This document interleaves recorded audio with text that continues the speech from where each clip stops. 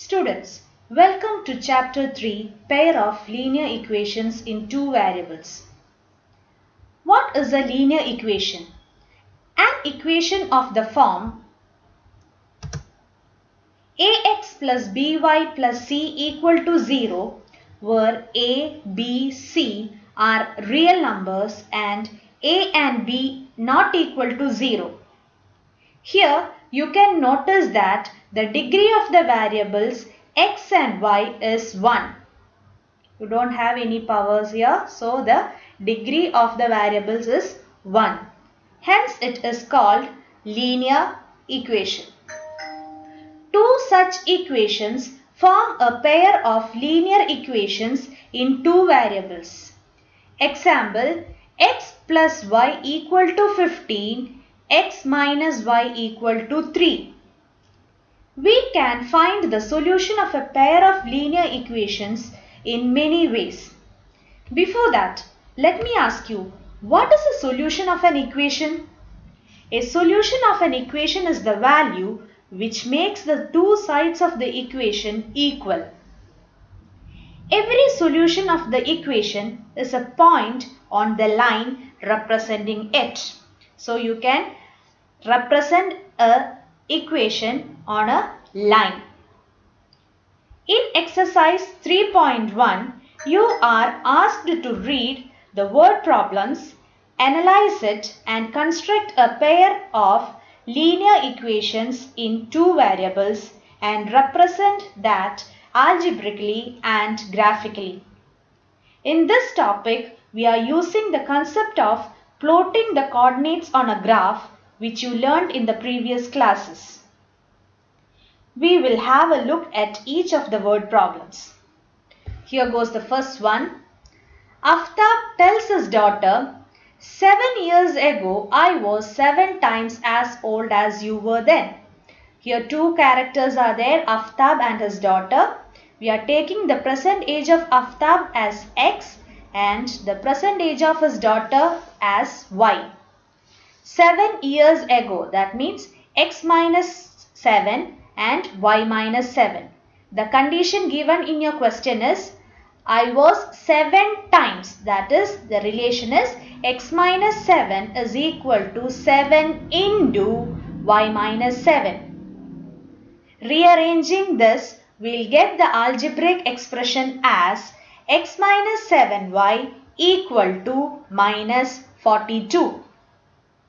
The next sentence, 3 years from now, that means after 3 years, I shall be 3 times as old as you will be. So after 3 years, Aftab will be x plus 3 and his daughter will be y plus 3. The relation given is x plus 3 is equal to 3 into y plus 3. Rearranging, will get the algebraic equation as x minus 3y equal to 6. Subtracting first equation from second equation, we will get the value of y as 12. The next question here is represent this situation graphically. This is the algebraic representation and next you are going to represent it graphically. You know, for graphical representation you need some values for x and y. Here x is the independent value and those values you are using as you like. Always try to take a whole number as x so that the resulting y value will also be a whole number. This table is for x minus 7y equal to minus 42 and this table is for x minus 3y equal to 6. Here if I put x is equal to minus 7, you will get y equal to 5. Similarly, in this equation if I put x is equal to 6, you will get y equal to 0. Similarly, we are getting all these values to plot the coordinates on the graph. Let's see the graph. This is the graphical representation of your question.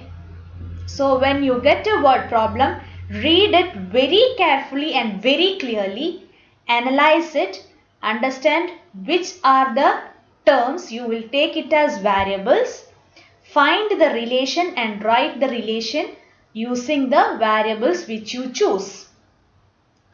Then represent the equation algebraically and graphically. Next question. The coach of a cricket team buys 3 bats and 6 balls for rupees 3,900. Here the variable will be the cost. Cost of bat and cost of ball. So 3x plus 6y equal to 3,900. Later she buys another bat, that means only one bat is there and 2 balls of the same kind. So the equation is x plus 2y equal to 1,300. Okay, so the two equations are 3x plus 6y equal to 3,900 and x plus 2y is equal to 1,300. Students, you can notice a particular fact here. If you multiply the second equation by 3, you will get the first equation. That is 3 into x plus 2y equal to 1,300. So 3x plus 6y is equal to 3,900. That is, the first equation is a multiple of the second equation. Okay, let's see what happens with the graph.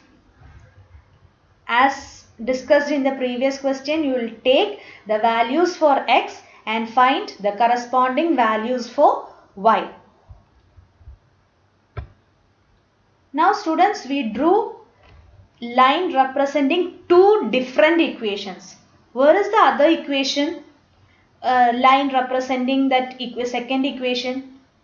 We can notice that this line represents both the equation. Why?